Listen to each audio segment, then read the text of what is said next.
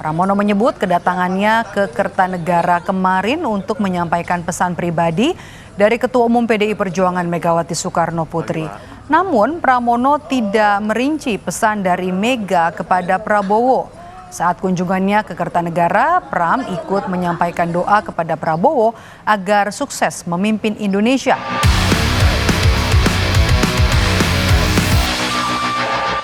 Beberapa waktu ini, ketika melihat bandul politik di dalam negeri, rasanya kita berada di persimpangan jalan antara apakah Indonesia akan bergerak ke arah maju atau justru mundur kembali ke belakang.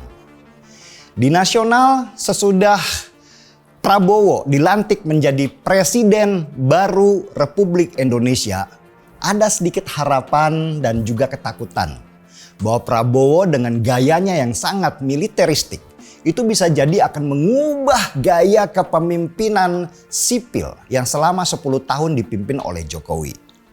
Dan seperti kita tahu, Prabowo adalah bagian yang tidak terpisahkan dari militer.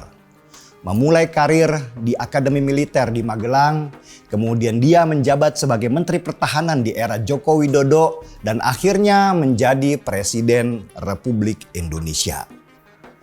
Tetapi ketika melihat jajaran menteri dan wakil menteri yang baru dilantik, harapan itu seperti berganti dengan kecemasan.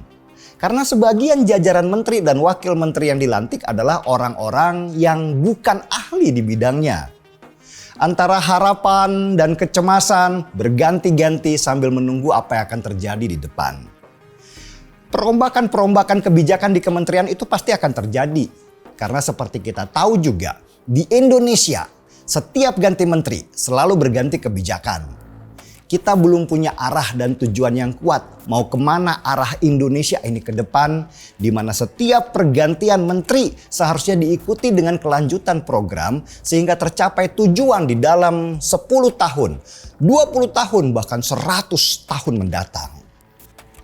Tapi ya sudahlah. Biarkan saja dulu pemerintahan bekerja sambil kita kritisi semua kebijakan yang keluar dari rel pemerintahan dan mengapresiasi kebijakan yang baik dan berguna buat kesejahteraan rakyat. Dan ujian pertama buat Presiden Prabowo Subianto adalah Pilkada di bulan November mendatang.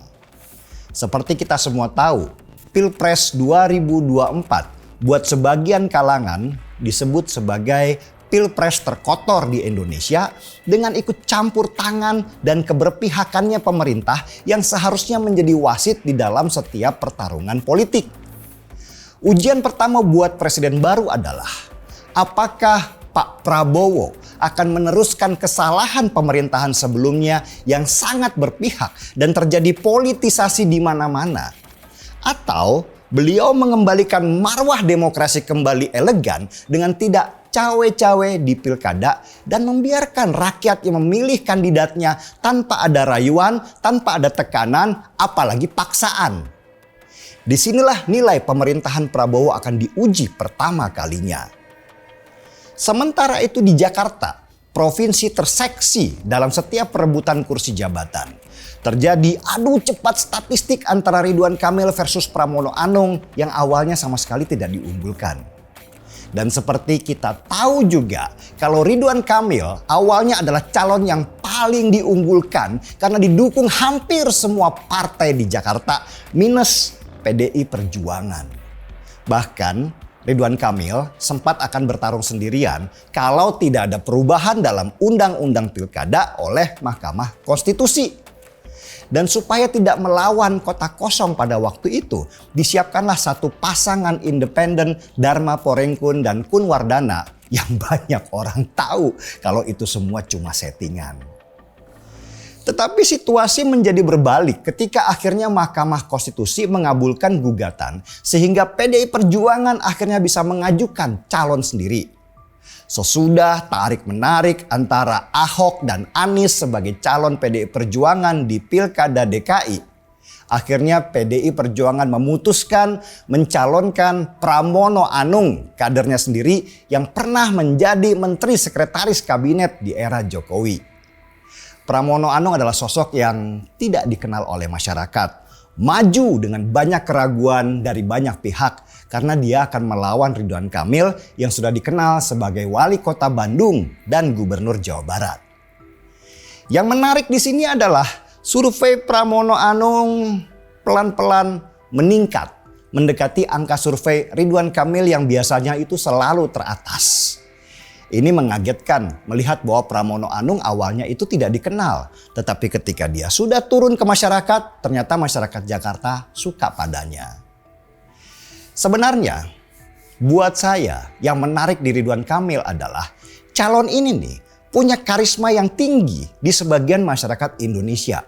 Miriplah dengan Anies Baswedan. Kemampuannya membangun citra dirinya lewat media dan media sosial itu tidak bisa diremehkan. Di sanalah dia membangun popularitas dirinya sehingga namanya dikenal sampai sekarang.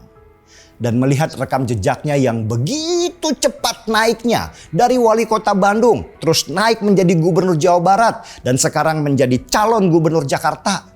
Ada kemungkinan besar dia akan mencoba peruntungan menjadi calon presiden di 2029 nanti.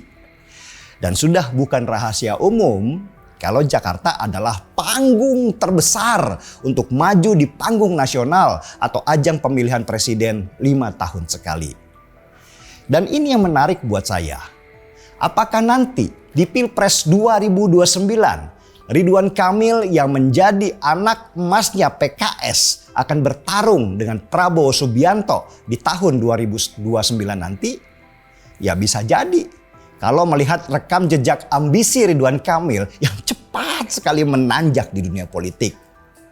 Dan jangan lupa ada juga sang wakil presiden muda Gibran Rakabuming yang punya potensi untuk menjadi penantang Prabowo di tahun 2029. Dia juga terlihat sedang menyiapkan pasukan untuk menaikkan popularitas dirinya untuk sesuatu yang lebih besar. Politik ini tidak selesai di tahun 2024 ini kawan. Justru 2029 akan lebih menarik dan lebih seru pertarungannya. Dan Prabowo Subianto ini sudah pasti juga ingin melanjutkan kepemimpinannya di periode selanjutnya. Saya rasa banyak orang biasa seperti saya ini yang dulu sangat terlibat dalam politik karena punya harapan besar. Yang sekarang lebih baik mundur menonton sambil seruput kopi melihat betapa kerasnya ambisi banyak orang untuk mendapatkan kuasa dan jabatan. Seruput dulu kopinya kawan.